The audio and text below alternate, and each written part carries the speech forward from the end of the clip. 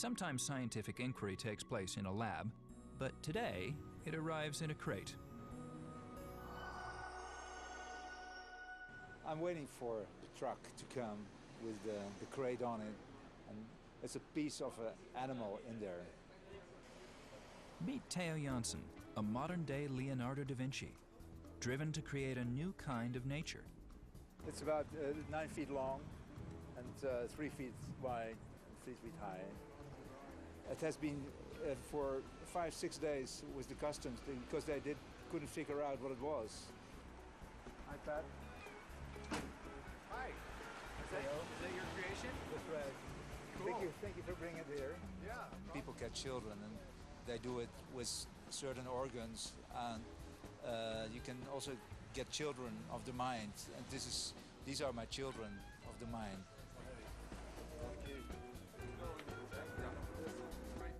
So a little bit of... Doors are the enemies of the beach animals if you want to show them to people.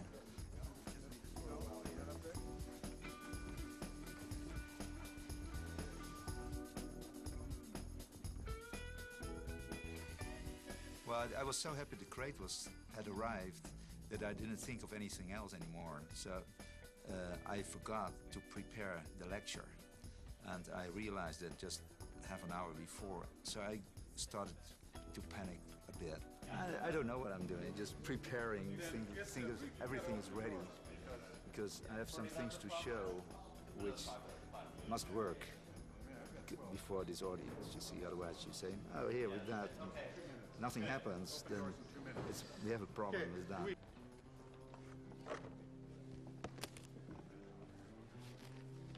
Well, I hope that the people will follow me in my fairy tale.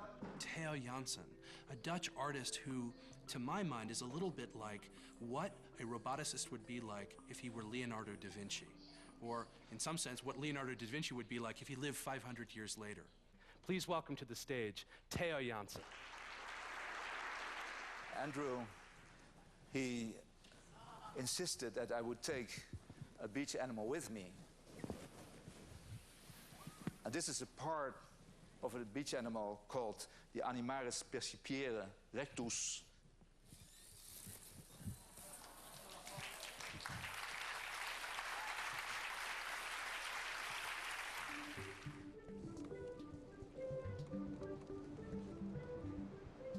For the past 15 years, Theo Jansen has been building beach animals that live off the wind and roam along the Dutch coastline.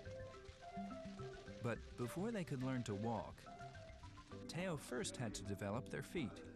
In every animal there's a sort of backbone which turns around like this.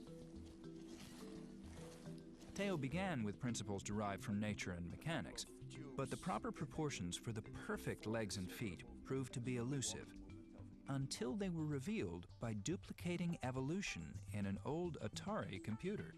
The computer had to be on for several months, day and night, to find the right numbers, the lengths of the tubes, to make the feet. Now the feet were put to a test, this time a race to see which feet were fastest, an evolutionary twist that would determine the survival of the fittest feet.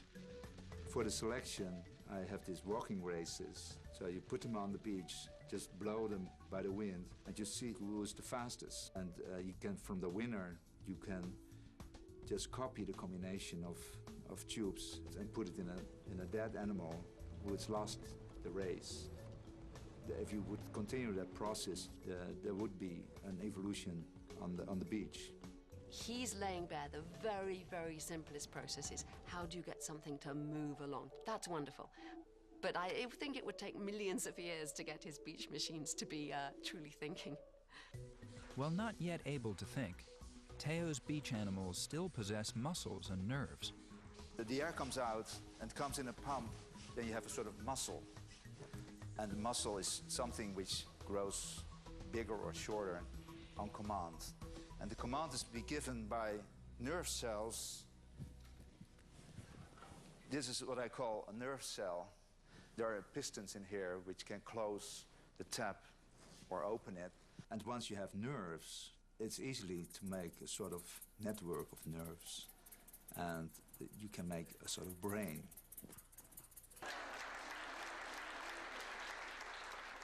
But you have the privilege to look at the brains in the future.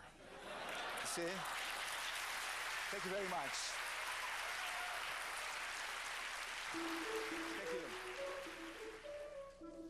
Thank you. I would love to make something which goes on living also physically. I mean, if I could work out the genetic code of the animals and they can just multiply more or less, and that they can evolve by themselves, and that, well, that would be, of course, something. I mean, the first living creature made by man. Who doesn't want that?